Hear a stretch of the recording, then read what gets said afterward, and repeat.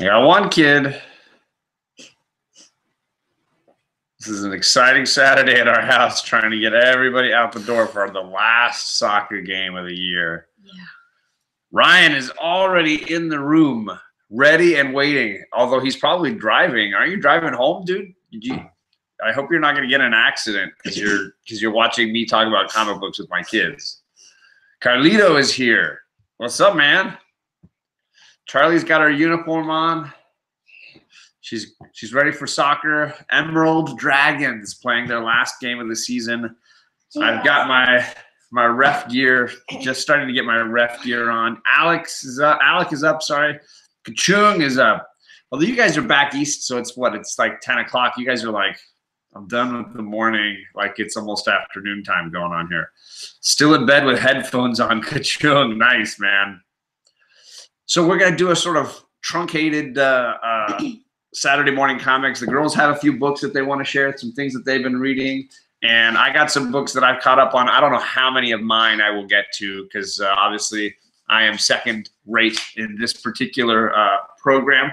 So girls, who's going first? I am. Oh, Charlie's ready. Here, scoot over. What do you got? I have an Betty and Veronica Spectacular.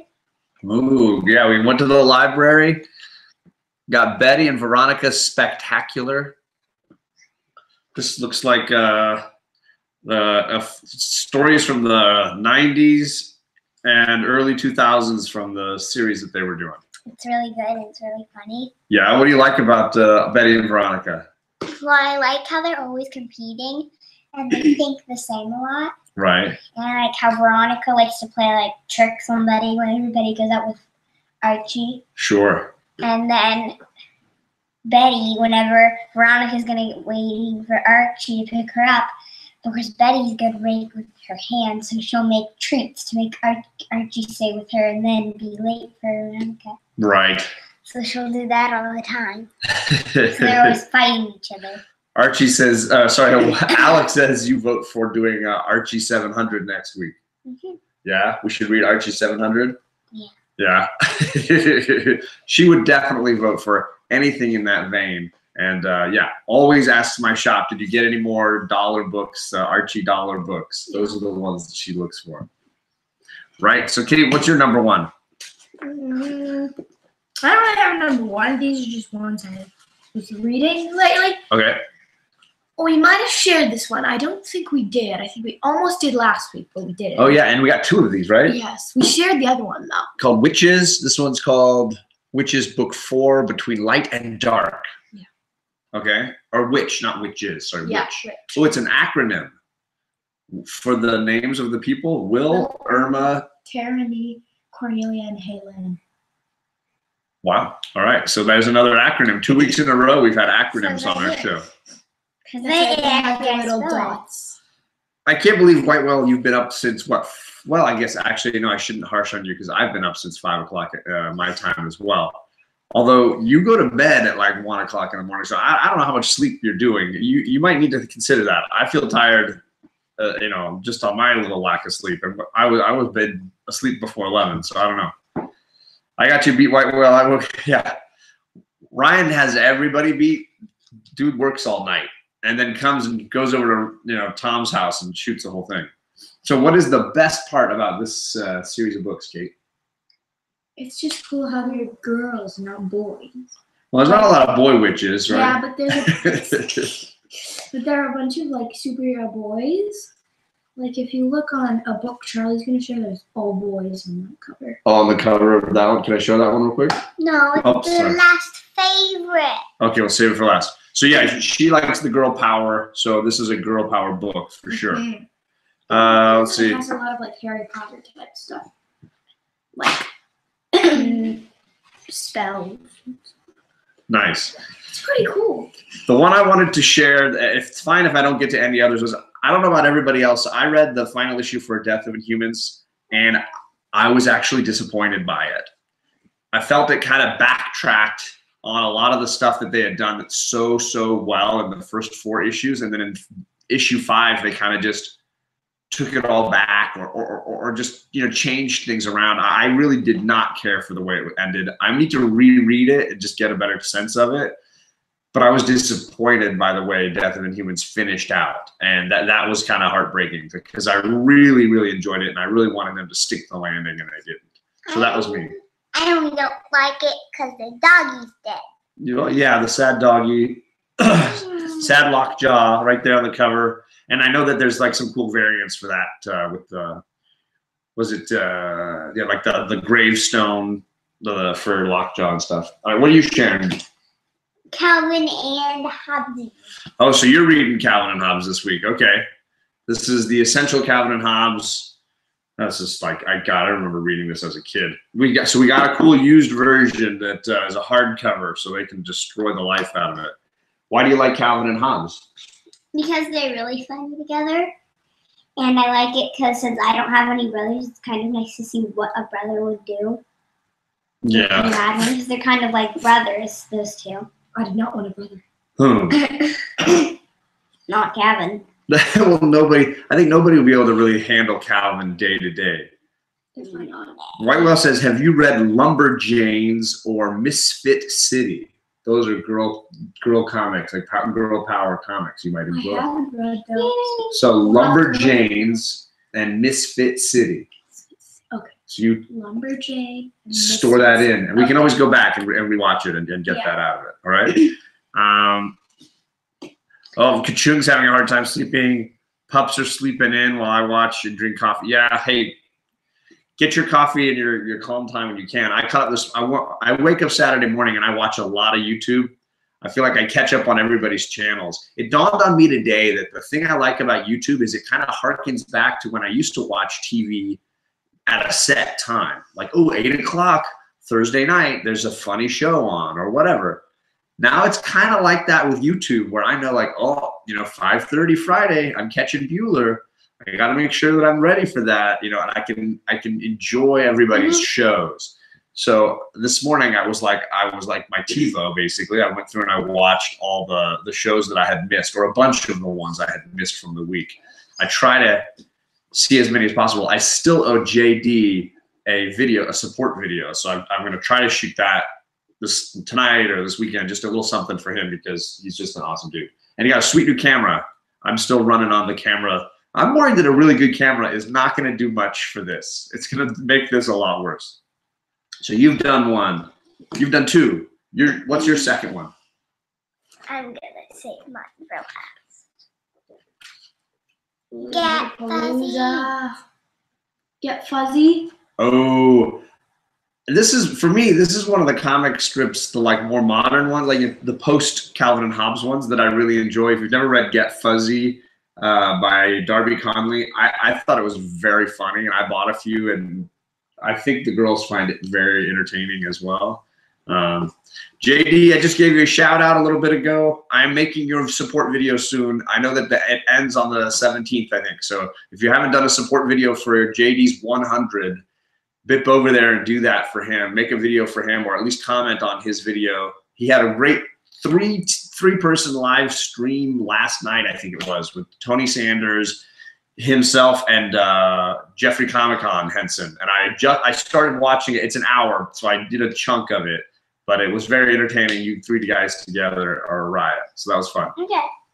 So what do you like about Get Fuzzy, Kate? It's just really funny because like Bucky, this cat, he's insane. Yes.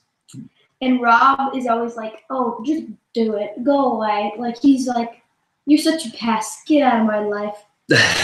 Even though he still owns him, he never, like, puts him up for adoption or anything. And I do like that relationship between the dog and the cat. It's very entertaining. And Alex says it's the best comic strip since Calvin and Hobbes. That's very high praise, and I would totally support that. I totally agree. Kachung says Loser Palooza sounds like his kind of concert. Yeah. Anyways, I always find it very funny that Get Fuzzy, and I try to buy the bigger treasuries when those things come out. So.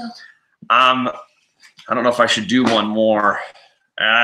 You know what? I'm finally getting into and getting caught up on this. So this issue of Immortal Hulk is crazy. So if you have not read this issue with these crazy jars, look, you got like the Hulk in jars. There's his heart, there's his hands, there's his What? head, and he's still alive.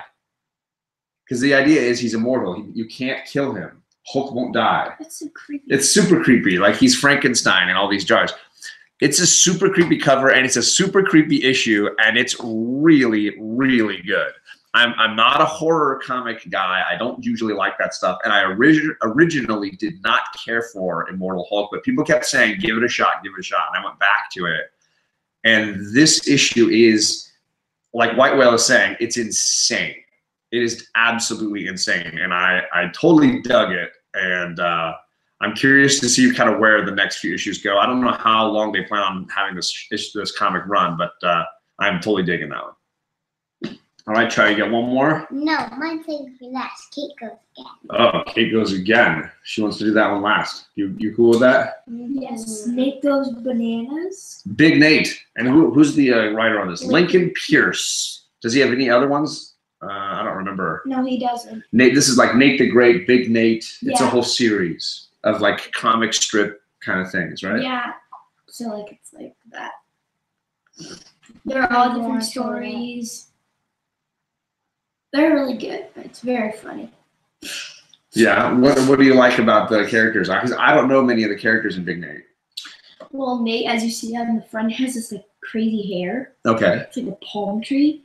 And then his friend has like totally straight hair. And his other friend has like really curly hair. So they're like all opposites.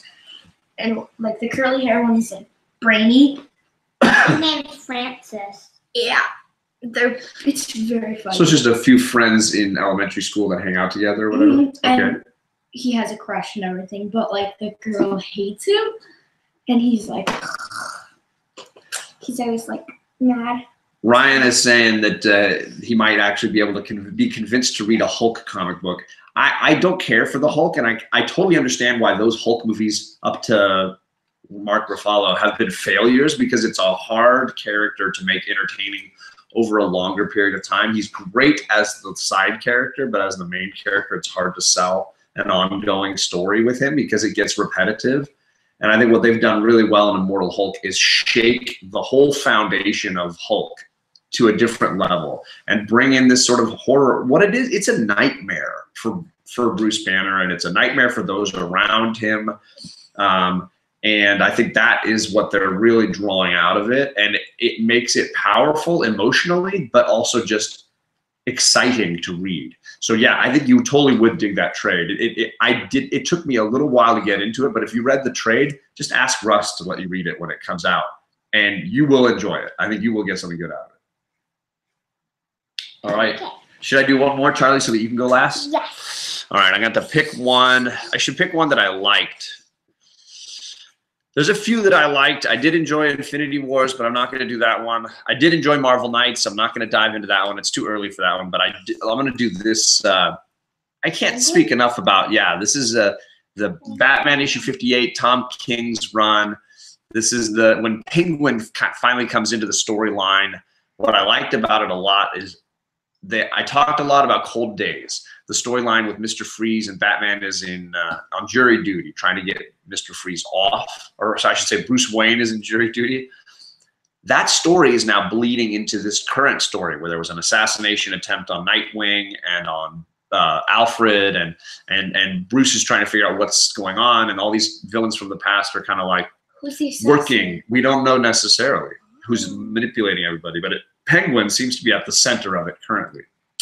And when we get to Penguin, there's some cool things that flash back to that bit in time when Bruce was on jury duty. It seems to be connecting in. That storyline that I loved, Cold Days, seems to be a bigger one than it was originally led on to be. So I'm excited to see where it goes. And the next couple Matina covers for this, 59 and 60, look lights out. Lumberjanes and Misfit City should be age appropriate. Just couldn't remember for sure. We'll have to see how we do on those. Yeah. Let's see. All right, Fire Guy's gonna give it a shot. Hey, just honestly, give them I'm sure they're due for a trade. I mean, this is issue 8. So in the next few months, I'm sure Russ will get like the trade. 10 issues or whatever. Check it out. You might really enjoy it. All right, last one for the day. Charlie's got one. Marvel Encyclopedia. You can look up any Marvel character. The big Marvel Encyclopedia. Let's look someone up. And it's heavy. And the comment that Kate was making is that the cover here has one female character, Storm, right up here representing. But on the back, they've got Spider-Woman and Scarlet Witch, and there's the Wasp. Oh yeah, she's flying down. She-Hulk's right. But the weird part right here. She-Hulk. But the weird part is spine, yeah. Wanda is on the bottom, even though she's a good guy. Sometimes she's with the villains, Wanda Maximoff. It's hard to know. Yeah, my girls love these kind of books, these hardcovers. You can find them sometimes used as well, but it's just fun for them to the pictures are really fun. You get information on first appearances, on how they're connected, little backstory things. My girls love these. Fantastic Four. There's a bunch of people. So when they have sleepovers, they get these all out, and their friends are like looking through it stuff. They're like, my favorite thing though is on the cover here, watching it's like the good guys and the bad guys are all separated, and then Reed Richards is just like, I'm gonna sucker punch Dr. Doom in the middle of the whole thing. Like everybody's hanging out, everybody's fine, you know, nobody's doing anything, but Reed Richards is gonna sucker punch Doom real quick right there at the bottom. So I think we have 3 encyclopedias. There's different ones. We've got that one with a Hulk on it. Yeah. Like the big Hulk face. There's that one. We have 2. And then there's 2 storybooks that are like the 5-minute stories. Gotcha. So we have a bunch of those kind of books that I think are just really fun. They're totally age appropriate. They're not anything to worry about, but they're also really informational. So a kid can be like, Dad, I don't know this character. And then flip through and try to find them. Because I use it too every once in a while. Somebody says, "Oh, that's the first appearance of so and so," and I'm like, "Kate, where's the encyclopedia? I don't want to get on my phone real quick. What's this? What's that character?" Daddy. Encyclopedias were my Google at school. My mom still had. She just moved. My mom moved out of her house, to a new house not that long ago, and she had a set of encyclopedias, and it's like it had a whole thing on the USSR. It still had like. Sudan was 1 country, not 2 countries. It's kind of like those things go to print. It's outdated. And they're already outdated. So yeah, that's one way the internet has really done something useful. Also, they have 3 pages in that book on Captain America. 3 pages just for Cap? 3. I wonder how many for Spider-Man and stuff. Same thing. Just 2 for Spidey, but 3 for Cap. I guess Cap's been around longer. Iron Man. 2 for everyone, and then Captain America is the only one? Yes. Wow. 3. He has Captain America, first Avenger. Respect. 3. And they go with America, so he's gonna be an A. I think he's under Captain, isn't he? He is under Captain. That's all right. We don't need to look him up. That might take a little while. Yeah. Well, that's us for now. I'm sorry that it was such a short one. We will never have this problem for a while. Next weekend we're actually going to be in Palm Desert, but we're going to do another fun live stream from Palm Desert. We're visiting my dad again. Yep. The girls are coming with me out there, so we will do the same thing, but we'll do it out there again. I will not have my brothers though, but you never know. There's going to be dogs and parents and things going on, so who knows? Parents, right? Charlie found Captain America real quickly. First page. There's a second page. Second page. And there's not that. Third page. And there could be another one. Nope, then we're on Marvel and Marvel. The captains are all together. So we will be out in the desert, but we will do our live stream as usual. It should be at 8 o'clock West Coast time, live stream as usual. And from here on out, hopefully, a little more normalcy, and unless I find out that like maybe Christmas is on a Saturday or something, and then we'll have to figure something out. But thank you for everybody that stopped in for our short little 20-minute episode. Hope you guys have a nice Saturday. JD, your video is coming, so I will make that this weekend and hopefully publish our breakdown of Batman Year 1 as well this weekend. So a whole slew of videos coming from us this weekend, and then this Wednesday on White Whale Comics channel, me, White Whale, TJ Sanders, we are breaking down, Tony Sanders, we are breaking down the first issue of Uncanny X-Men. So come on by, stay tuned to us, and enjoy the weekend. Thanks, everybody. Bye-bye. Bye. Have a nice day. Have a nice weekend.